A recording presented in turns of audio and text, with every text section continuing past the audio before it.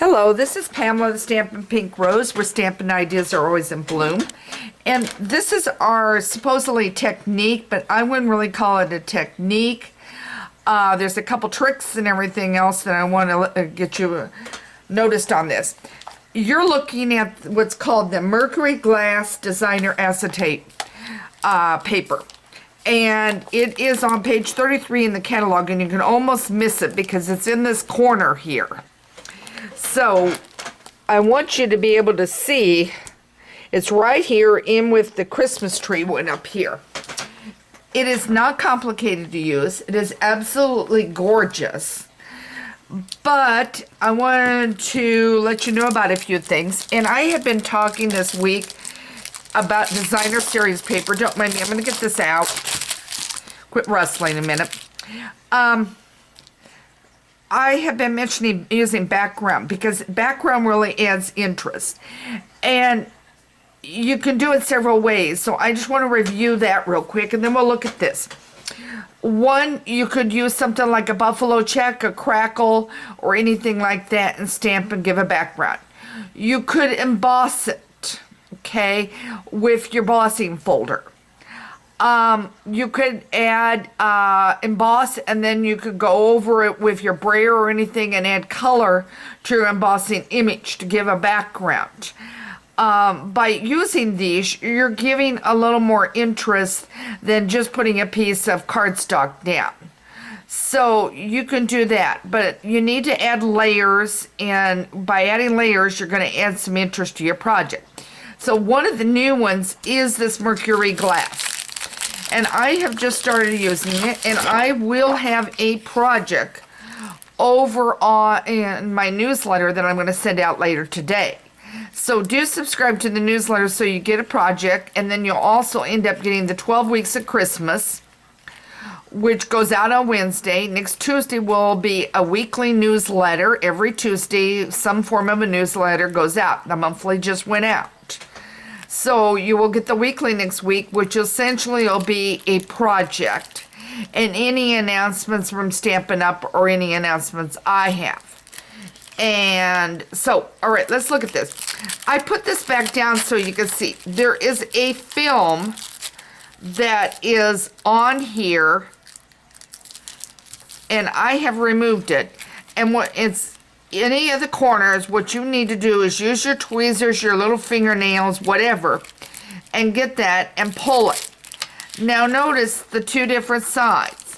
This one to me seems more shiny, and this one a little less. And notice how it's got quite detailed. But again, you're going to have to pull the film back, so you're going to have to find it. Pull it back. As you can see, I pulled the whole sheet. They've done it to protect it so it doesn't scratch in the transport. So, and I'm going to have some notes and so forth on my blog for you on this so that it is a little bit of a reminder. But you're going to have to find it, and you may have to work at it a little bit. I did. My eyes are not always so perfect. And get it pulled back. But once you pull it back, then you're going to have that off. And if you pull it off the whole sheet, and you're not going to use the whole sheet, if you slide it back in here, you're going to be fine. So, I've done that on this one, and this one's already been pulled because I've cut and for the paper for our project. So now you have this paper here, which is absolutely gorgeous. Or, and I'll pull this out. And you get 2 sheets of each, okay? So there is 2 sheets. Okay, now, I don't want to pull this all the way out because then it's always harder to get back in. And this definitely you want to keep in your wrapper. Okay, now notice this one is more of a crackle. And I'll bring the other one in. So you can see one is a crackle. One is... and I'll bring them up close to the camera. One is more like holes, and this is more like a crackle. So it's whichever one you want to use, but you're definitely going to be able to get quite a few sheets out of this, depending on how you use it. But remember to pull your film, and then when you get done, and you're not going to use it anymore, then slide it back in your plastic, and then I just fold it back to kind of seal it up.